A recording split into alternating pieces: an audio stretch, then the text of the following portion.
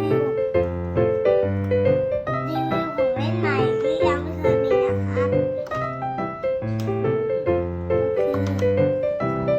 โมเดลสัตว์จำลองสัตว์ทะเลนะครับ ต้องระวังสั่งมากี่กล่องครับ 3 กล่องนะครับ กล่องมีอะไรบ้าง มีปลาทะเลแบบสีสันสวยงามแล้วก็ปลายักษ์ใหญ่ ไหนโชว์ให้เพื่อนๆดูดิ โอ้แถบนั้นแท้ อันนี้กล่องที่หนึ่งนะเป็นปลาสีสันสวยงาม ที่ 2 กล่องที่สองเป็นอะไรคะ เป็นปลายักษ์ ปลายักษ์เนาะ ปลายักษ์ตัวใหญ่ อันนี้เราสั่งจากที่ไหนมาครับ ปี ดีชื่อกล่องมานินไลท์เพื่อนๆสั่งกันได้นะในช้อปปี้นะ นี่ชิโต้ แทน ต่อมาเร็ว ที่สอง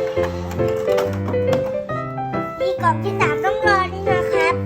กล่องที่ 3 ต้องรอสัตว์ เป็นสัตว์เกี่ยวกับอะไรครับ เป็นสัตว์ยักษ์เหมือนกัน เหมือนกันนะ บินกับกล่องที่ 2 โอเค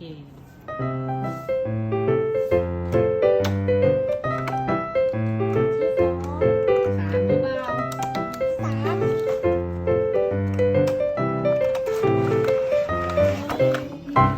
กล่องหนึงเนี่ยมีกี่ตัวไหนลองนับดูสิครับ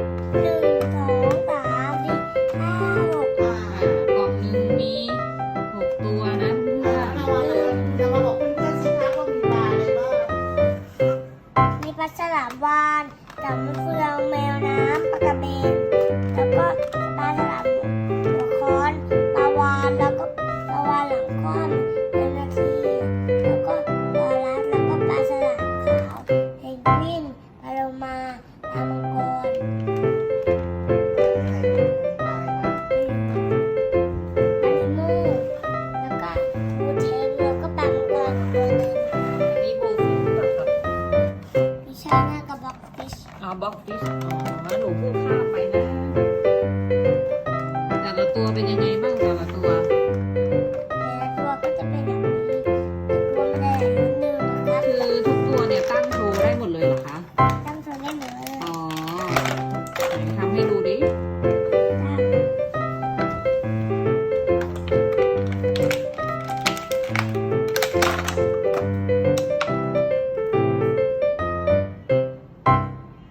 ได้ไหมได้ไหมได้ไหมเออไงายท้องได้ไหมโอเค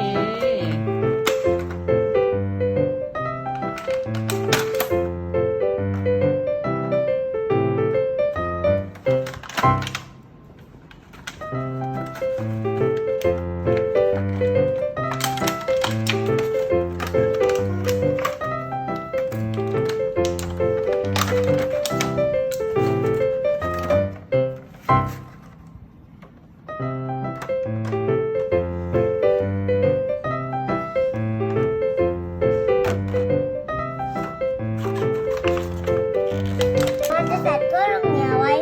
บนน้ำแข็งก่อนละแม่นะครับ หมามีตัวอะไรบ้าง หมอสัตว์ที่อยู่อาศัยอยู่ขั้วโลกเหนือนะคะ จะอยู่บนแท่นนี้นะ อันนี้มาแล้ว3ตัว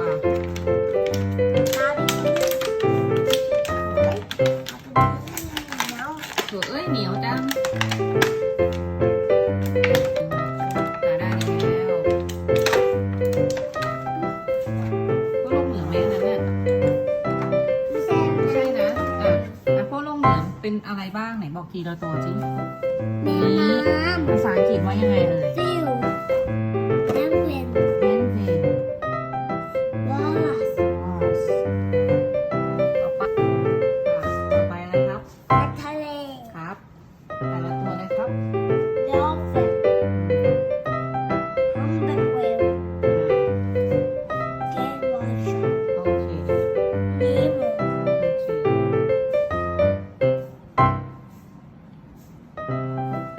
บูเทน โอเค